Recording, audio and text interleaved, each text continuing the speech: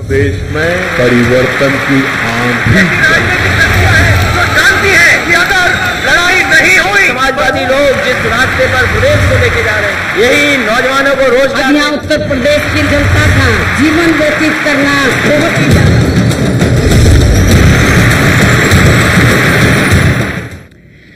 नमस्कार, किस्सा कुर्सी के में आपका स्वागत है। मैं हूं आपके साथ लोकेंद्र त्यागी। उत्तर प्रदेश में विधानसभा चुनाव के 7वें और अंतिम चरण के लिए बुधवार को जारी मतदान के तहत शाम 4 बजे तक 56% वोटिंग हुई है। आपको बता दें कि इस चरण में 7 जिलों की 40 विधानसभा सीटों पर वोट डाले गए। हालांकि 5 बजे तक जो आंकड़ा था वो 60% के आसपास पहुंच गया और उम्मीद यही है कि यह आंकड़ा और भी बढ़ सकता है। साथ ही आपको यह भी बता दें कि आज जो सबसे अहम सीट रही वो थी वाराणसी की, जहां पर आज वोट डाले गए। तमाम दिग्गज भी वहां पर वोट डाले गए और आपको पता है कि पिछले 3 दिन से प्रधानमंत्री नरेंद्र मोदी लगातार वहां पर प्रचार कर रहे थे। तो इस सीट पर किस तरह का जनता का रुझान रहा वो भी आज किस्सा कुर्सी में आपको बताएंगे। उत्तर प्रदेश में परिवर्तन की आंधी जानती है कि अगर लड़ाई नहीं हुई, समाजवादी लोग जिस रास्ते पर प्रदेश को लेके जा रहे हैं, यही नौजवानों को रोजगार। यहाँ उत्तर प्रदेश की जनता का जीवन व्यतीत करना बहुत ही ज्यादा।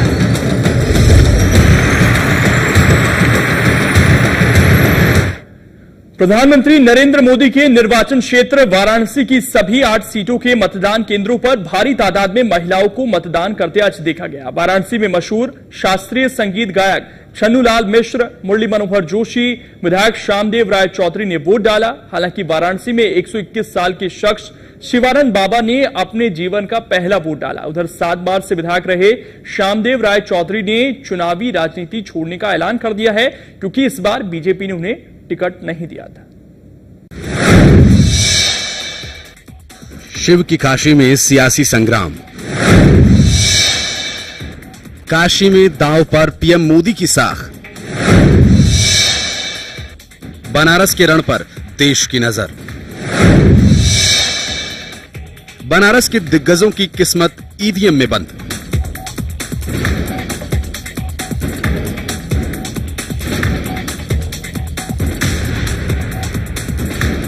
यूपी विधानसभा चुनाव की सबसे हॉट सीट बनारस। पूरे देश की नजर है इस पर।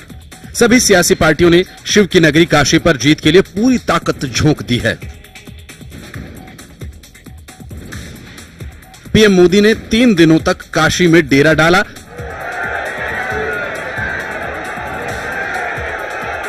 तो सीएम अखिलेश यादव और कांग्रेस उपाध्यक्ष राहुल गांधी ने मेगा रोड शो किया।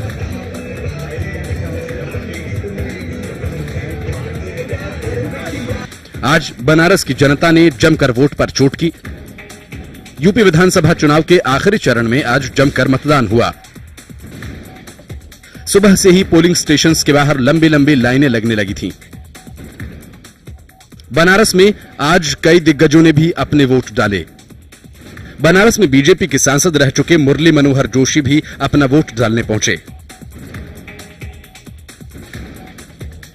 बनारस में इस बार जिले की सभी सीटों पर पार्टियों ने अपने दिग्गज उम्मीदवारों को मैदान में उतारा है। हर नेता ने अपनी जीत का दावा किया। आज वोटिंग के दौरान लोकतंत्र के कई रंग देखने को मिले।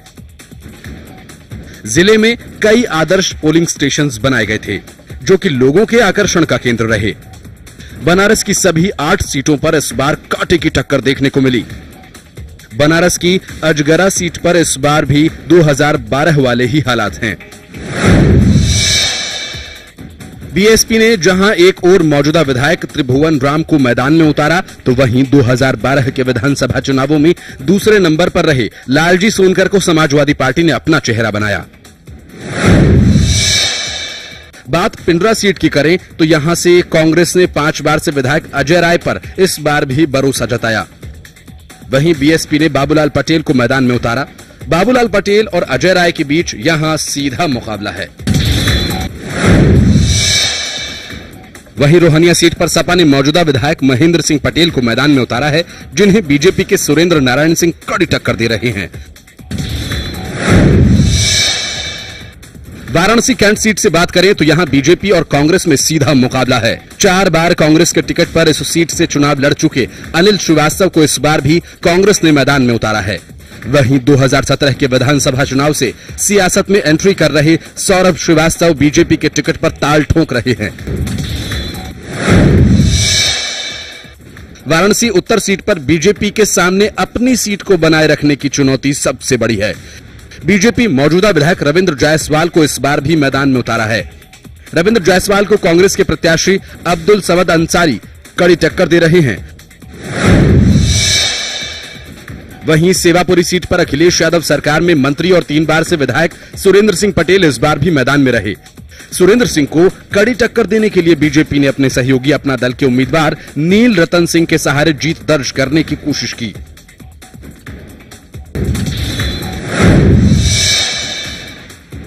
वहीं शिवपुरी सीट पर बीएसपी ने 2 बार से विधायक और मायावती सरकार में मंत्री रहे वीरेंद्र सिंह पर इस बार भी दांव लगाया है। वीरेंद्र सिंह को टक्कर देने के लिए 2014 के लोकसभा चुनाव में सपा छोड़कर बीजेपी में आए अनिल राजभर इस बार मैदान में हैं।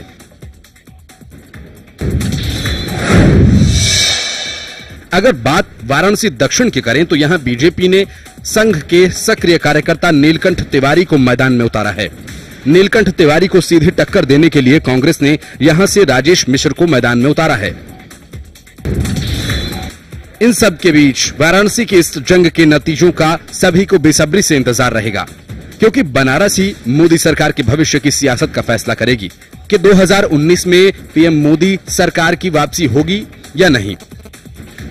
इंडिया न्यूज के लिए वाराणसी से संतोष ओझा की रिपोर्ट।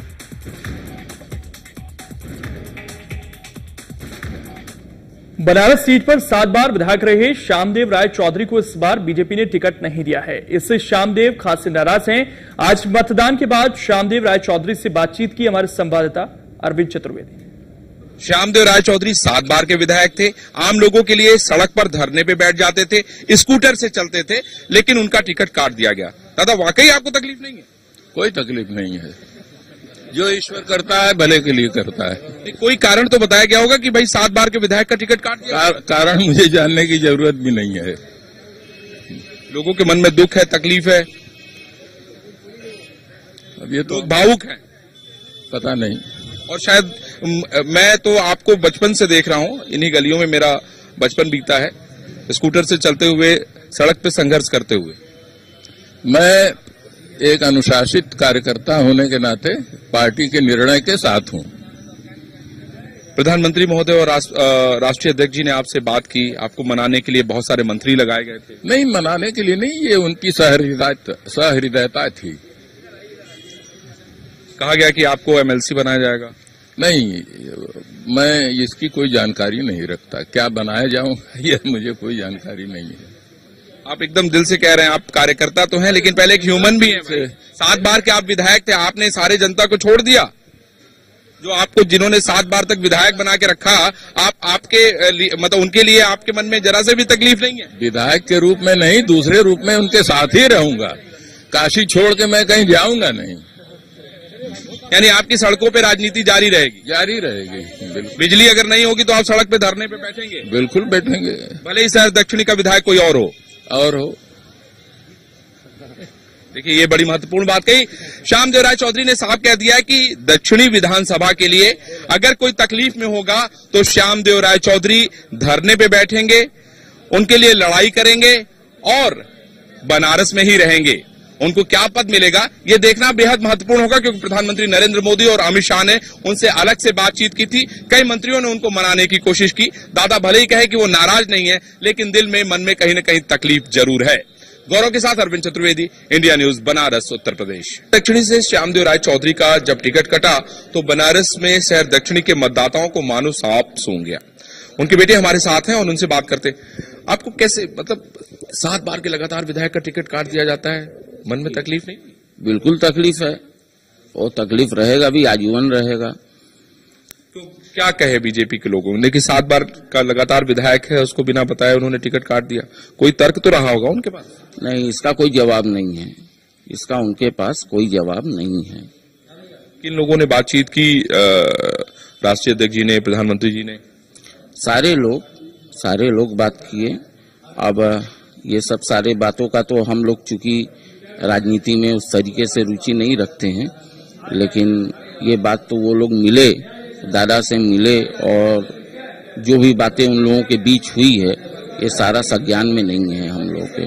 लेकिन एक बात आप ये मुझे बताइए कि एक ऐसा व्यक्ति जिसके ऊपर कोई आरोप नहीं है, एक ऐसा व्यक्ति जो जनता की समस्याओं के लोगों के धरने पे बैठ जाता था, एक ऐसा व्यक्ति जो स्कूटर से चलता था, उसके बाद भी उसका टिकट काट देना बात पचती नहीं है। ये बात तो आपको उन लोगों से पूछनी चाहिए जिन्होंने टिकट दिया है। इसका जवाब तो उनके पास होगा, हम लोग के पास इसका कोई जवाब नहीं है। तो जनता जवाब देगी मुझे लगता है। अब जनता जनार्दन है भाई, जनता का प्यार उनको मिलता रहा है। उनका तो यही है, ना वो धन बल था उनके पास, ना बाहुबल था उनके पास, यही धन था जनता का प्यार।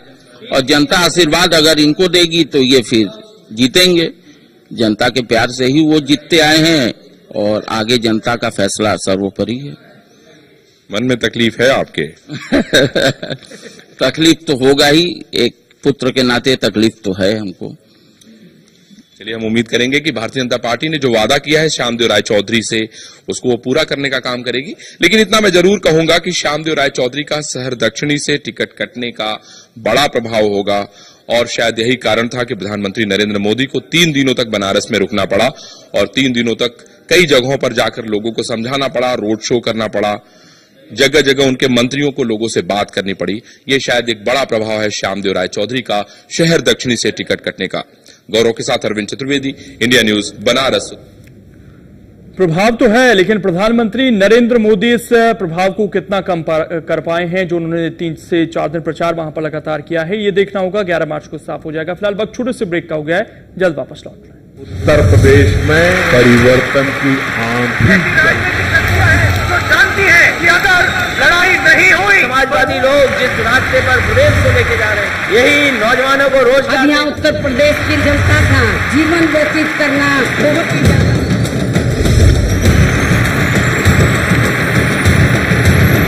प्रदेश में परिवर्तन की आंधी तो जानती है कि अगर लड़ाई नहीं हुई, समाजवादी लोग जिस रास्ते पर प्रदेश को लेके जा रहे हैं, यही नौजवानों को रोजगार। अब यहाँ उत्तर प्रदेश की जनता का जीवन व्यतीत करना बहुत ही ज्यादा।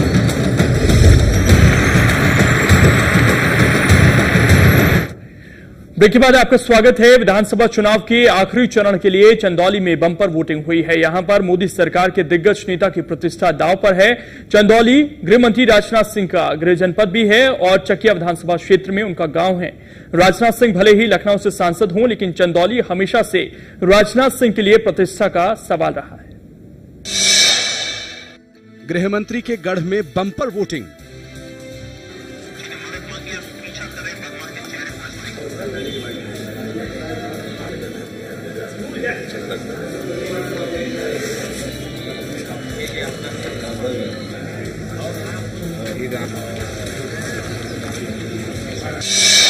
अंतिम चरण में हुई वोटों की बरसात।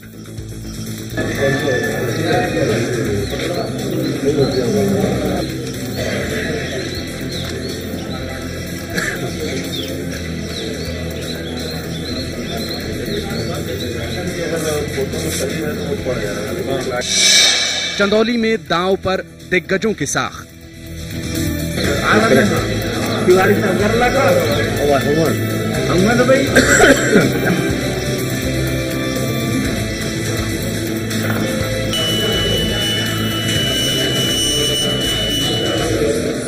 यूपी विधानसभा चुनाव के अंतिम चरण में आज 7 जिलों की 40 सीटों पर मतदान हुआ।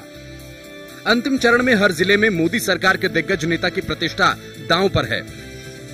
चंदौली गृह मंत्री राजनाथ सिंह का गृह जनपद है और चकिया विधानसभा क्षेत्र में उनका गांव है। राजनाथ सिंह भले ही लखनऊ से सांसद हों, लेकिन चंदौली हमेशा से राजनाथ सिंह के लिए प्रतिष्ठा का सवाल रहा है। अंतिम चरण में आज चंदौली में जमकर वोटों की बरसात हुई। दिन भर लोग पोलिंग स्टेशन के बाहर वोट डालने के लिए लाइन में लगे दिखाई दिए। क्या वीआईपी, क्या आम आदमी, हर किसी में वोट डालने का उत्साह था। कुछ जगहों पर पुलिस और वोटर्स के बीच विवाद भी हुआ, जिस पर काबू पाने के लिए पुलिस ने हल्का बल प्रयोग किया। ये पपीता वाला ठेला किधर गया?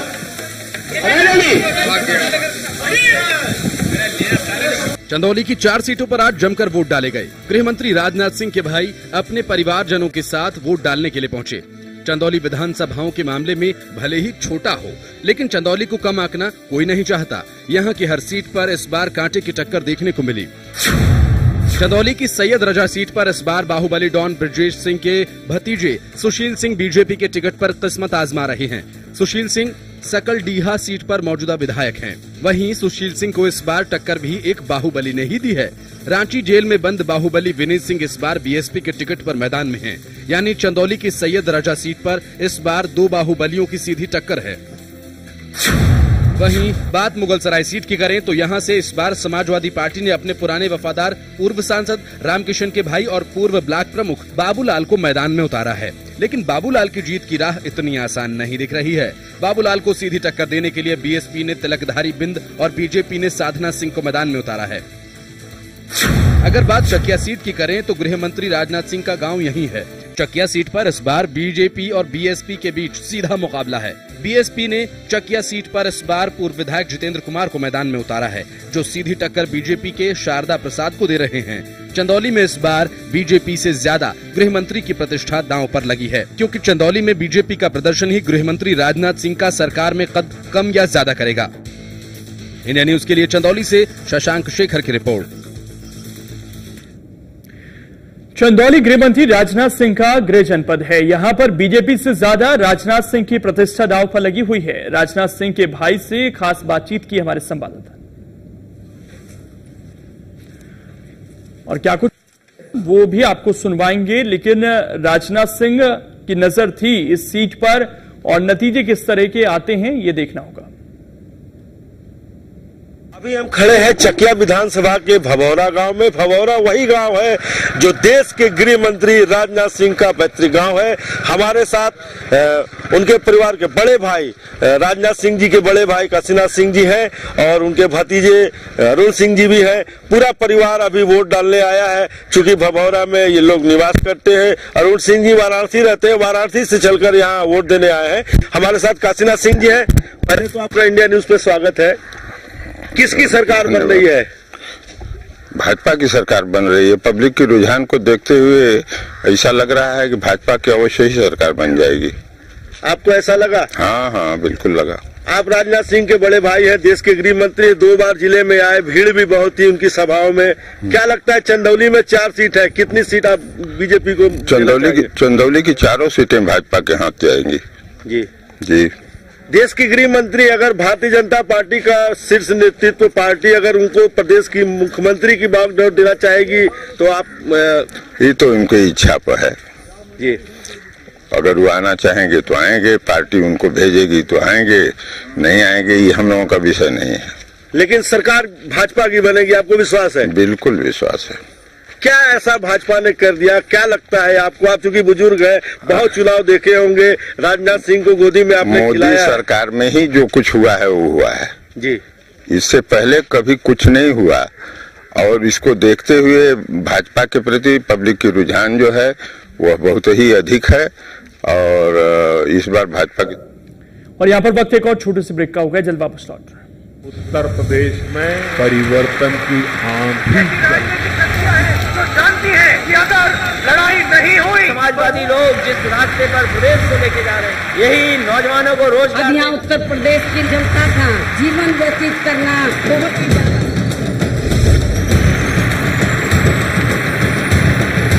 प्रदेश में परिवर्तन की आंधी तो जानती है कि अगर लड़ाई नहीं हुई, समाजवादी लोग जिस रास्ते पर प्रदेश को लेके जा रहे हैं, यही नौजवानों को रोजगार। अब यहाँ उत्तर प्रदेश की जनता का जीवन व्यतीत करना बहुत ही ज्यादा।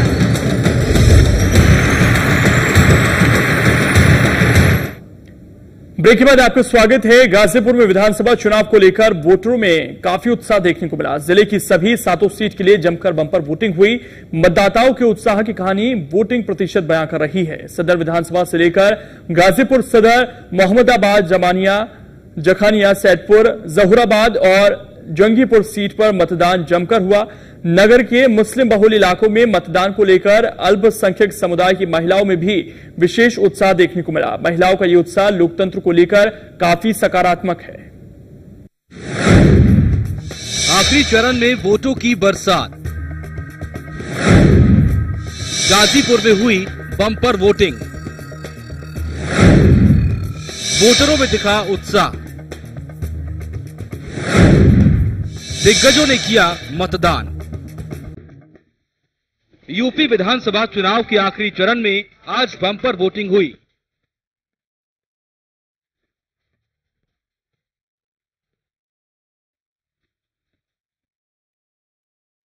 सुबह से ही पोलिंग बूथों के बाहर लंबी लंबी लाइनें दिखनी शुरू हो गईं, जो गुजरते दिन के साथ और बड़ी चली गईं।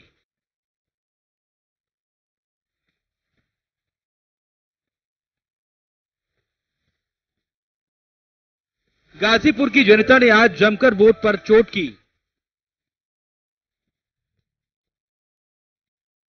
गाजीपुर केंद्रीय मंत्री मनोज सिन्हा का संसदीय क्षेत्र है। गाजीपुर कई मायनों में अहम रहा है। गाजीपुर में 7 विधानसभा सीटें हैं। इस बार यहां की सभी सीटों पर कांटे की टक्कर है।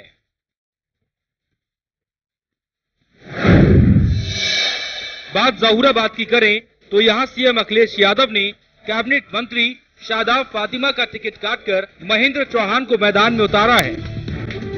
वहीं बीजेपी की सहयोगी भारतीय समाज पार्टी के राष्ट्रीय अध्यक्ष ओम प्रकाश राजभर यहां से कड़ी टक्कर दे रहे हैं। बीएसपी ने जहूराबाद सीट पर कालीचरण राजभर पर दांव लगाया है।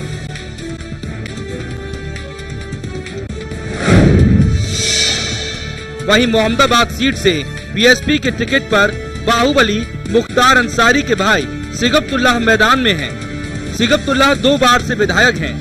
सिगबतुल्लाह को मात देने के लिए बीजेपी ने मोहम्मदाबाद से बीजेपी के पूर्व विधायक कृष्णानंद राय की पत्नी अलका राय को मैदान में उतारा है। अलका राय 2006 के उपचुनाव में यहां से विजय रही थी। गाजीपुर की जमानिया सीट पर इस बार समाजवादी पार्टी की साख दांव पर लगी है। पार्टी ने यहां से अपने दिग्गज नेता ओम प्रकाश सिंह को मैदान में उतारा है।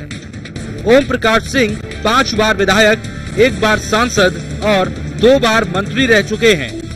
वहीं दिग्गज ओम प्रकाश सिंह को टक्कर देने के लिए बीएसपी और बीजेपी ने नए चेहरों को मैदान में उतारा है।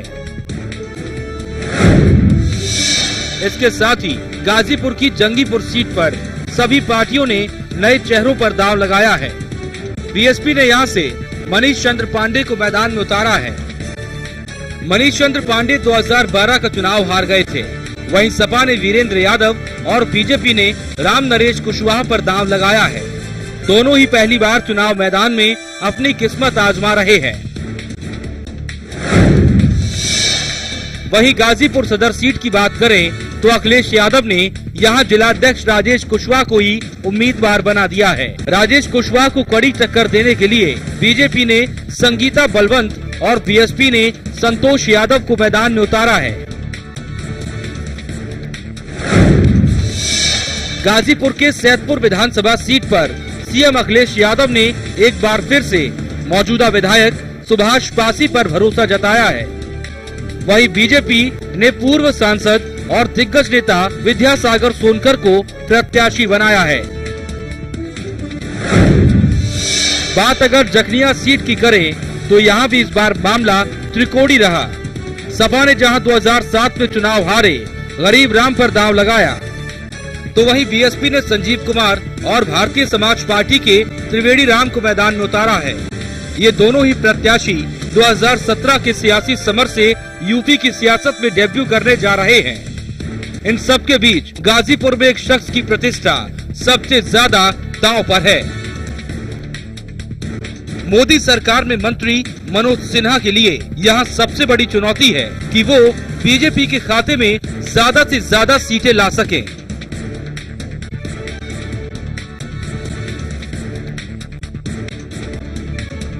गाजीपुर में इस बार नए चेहरों से लेकर दिग्गज सभी की प्रतिष्ठा दांव पर लगी हुई है। अब देखना दिलचस्प होगा कि 11 मार्च को जब वोटों की गिनती होगी तब किसका चेहरा खिलता है और किसे शिकस्त झेलनी पड़ती है।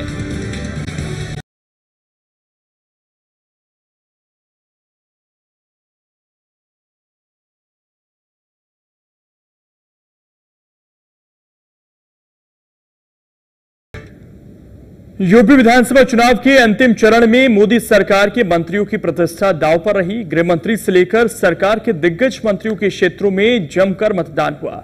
मोदी सरकार में कैबिनेट मंत्री मनोज सिन्हा से बात की हमारे संवाददाता राकेश सिन्हा ने।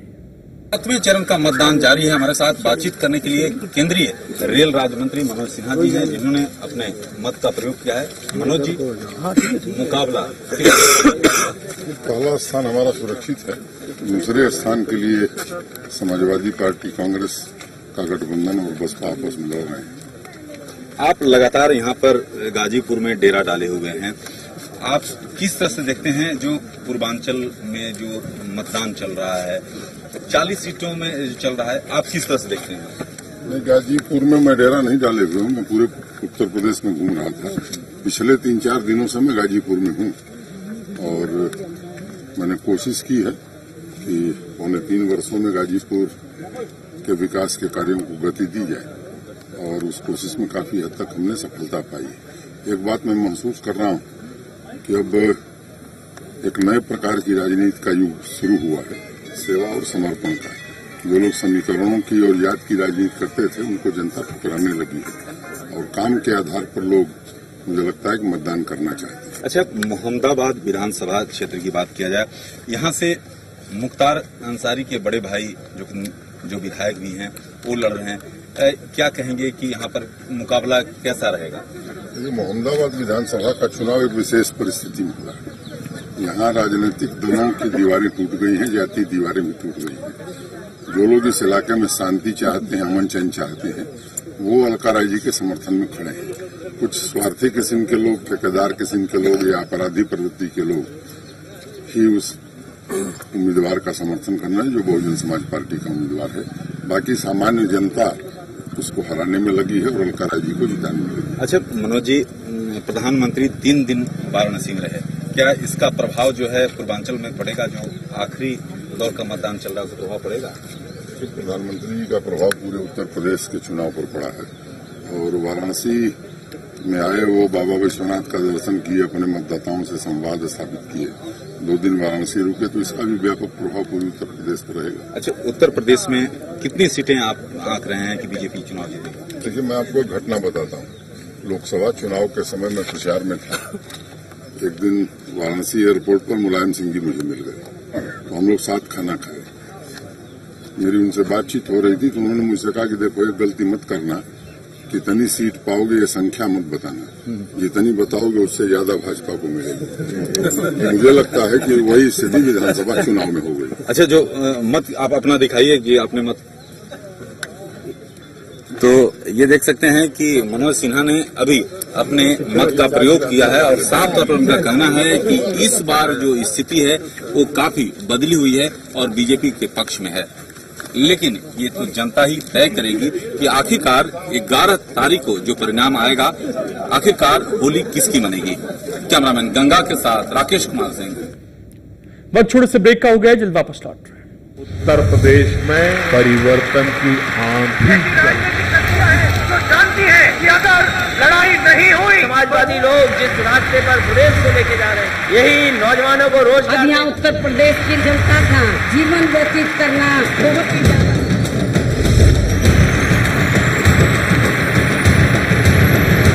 उत्तर प्रदेश में परिवर्तन की आंधी तो जानती है कि अगर लड़ाई नहीं हुई, समाजवादी लोग जिस रास्ते पर प्रदेश को लेके जा रहे हैं, यही नौजवानों को रोजगार। अब यहाँ उत्तर प्रदेश की जनता का जीवन व्यतीत करना बहुत ही ज्यादा।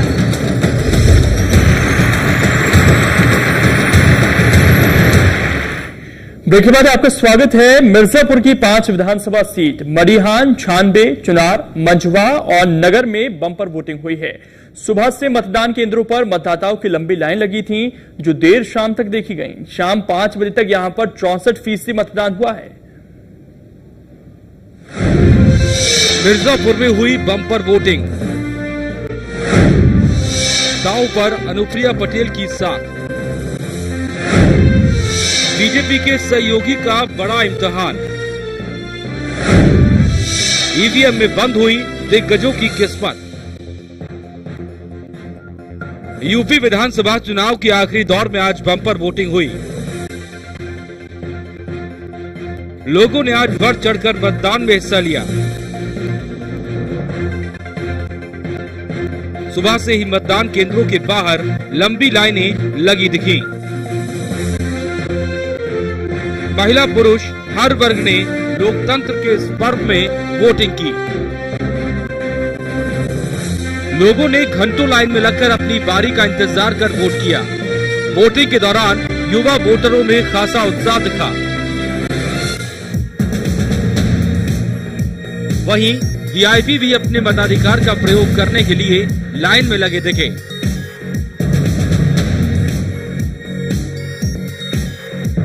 वोट करने के बाद नेता कैमरों के आगे स्याही लगी उंगली दिखाते दिखे।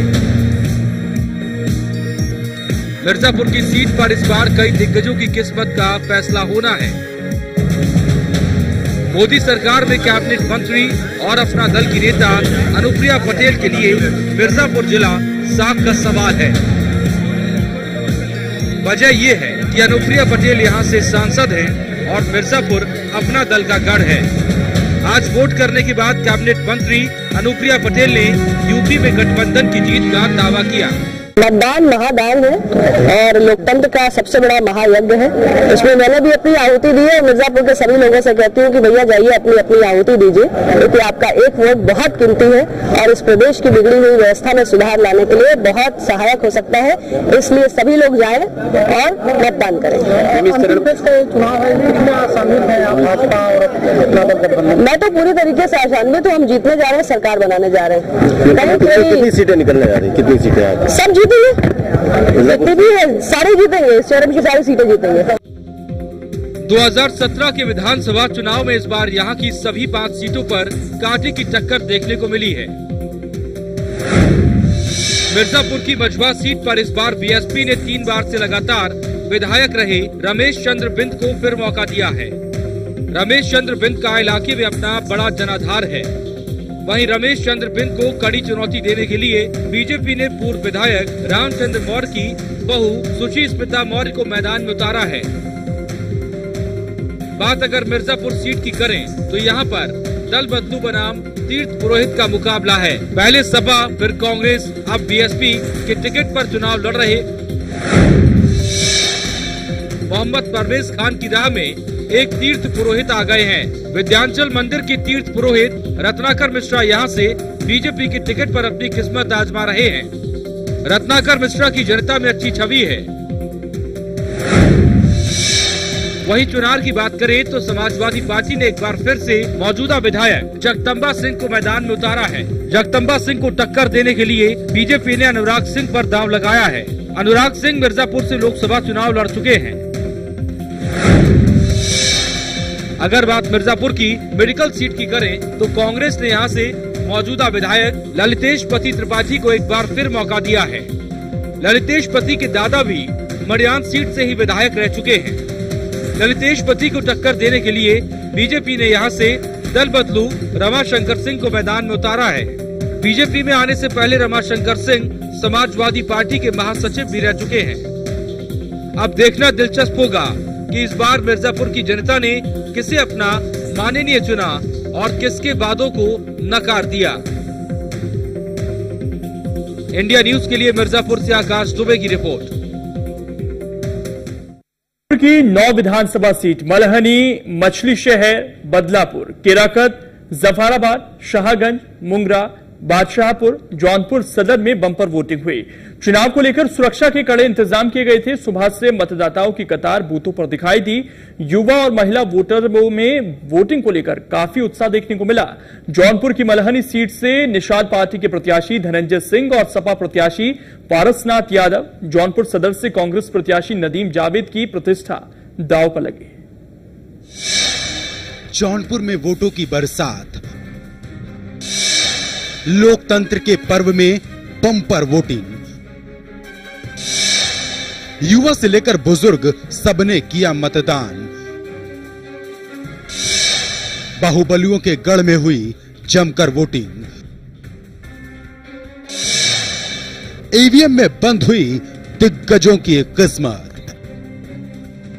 यूपी विधानसभा चुनाव के अंतिम चरण में जमकर मतदान हुआ। सुबह से ही लोगों में वोट करने की होड़ दिखी। मतदान केंद्रों के बाहर वोट करने वालों की लंबी लंबी कतारें नजर आई। क्या युवा, क्या बुजुर्ग और क्या महिलाएं, सभी मतदान केंद्रों के बाहर लाइनों में लगे दिखे। जौनपुर जिले में वोटिंग के लिए सुरक्षा के कड़े इंतजाम किए गए थे। पोलिंग बूथों पर अर्धसैनिक बलों के साथ साथ यूपी पुलिस के जवान भी सुरक्षा में लगाए गए थे। संवेदनशील मतदान केंद्रों पर अतिरिक्त सुरक्षा व्यवस्था थी। जिले में कई पोलिंग स्टेशंस को आदर्श पोलिंग स्टेशन माना गया।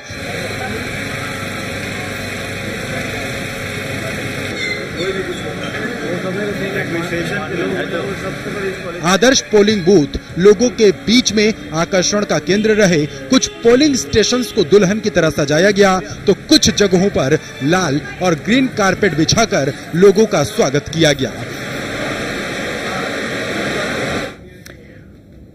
और चलिए इसी के साथ हमारे खास कार्यक्रम में इतना ही। इंडिया न्यूज उत्तर प्रदेश उत्तराखंड पर खबरें लगातार जारी हैं।